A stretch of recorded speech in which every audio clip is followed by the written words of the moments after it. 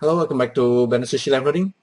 In this episode, I'm gonna do a quick breakdown of this little setup. I've been wanting to do this. Basically, it's kind of like I don't know what you call it, like a beam kind of effect. If you watch like a Star Trek movie, sometimes you saw this kind of effects where a character is being beamed into another place, and so in a way, it's kind of like replacing one objects one form into another form. Is they're kind of like a trading place. So it's kind of like a classic effect. It's not like super complex. It's basically just like a switch on and off. And I'm using animation nodes to do this. The setup is actually pretty simple. Basically, I start with this donut shapes. So this is a torus, and we have this icosphere and the cube.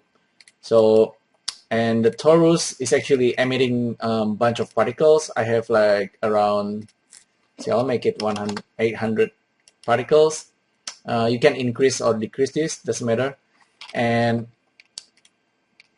then I'm using animation nodes to do the instancing, basically, using both objects.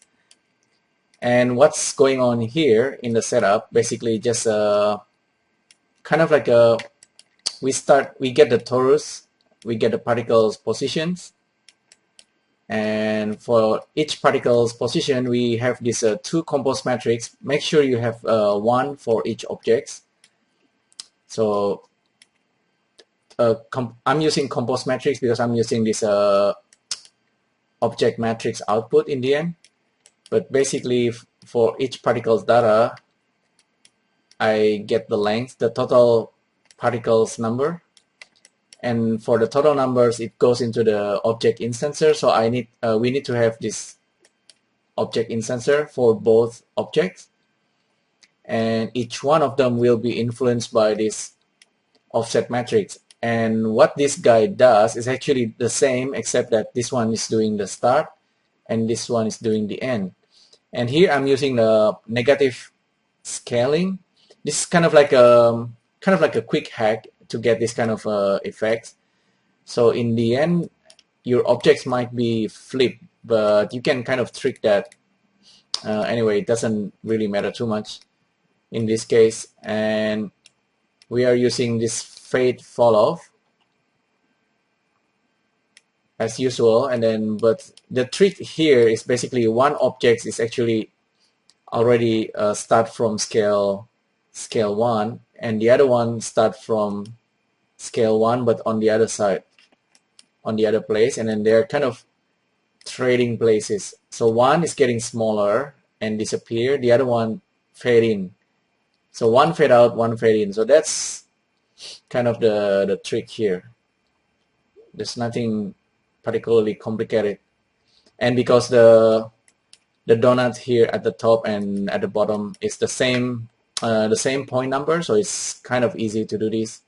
It's actually trickier if you want to do this with a polygon face, but you can kind of trick that as well, because our eyes or our brain don't care too much. Whenever there's a switching happening, we need to make sure the switch is kind of motion blur or something, because our eyes tend to focus on this object in focus, and the one that goes ups and down doesn't matter too much. It's like our brain thinking, okay, that's kind of like the morph happening, or the beam effect is happening.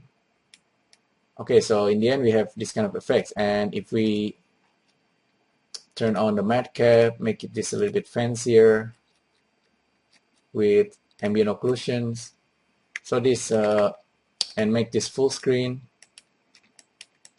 Oh, actually go back to this guy.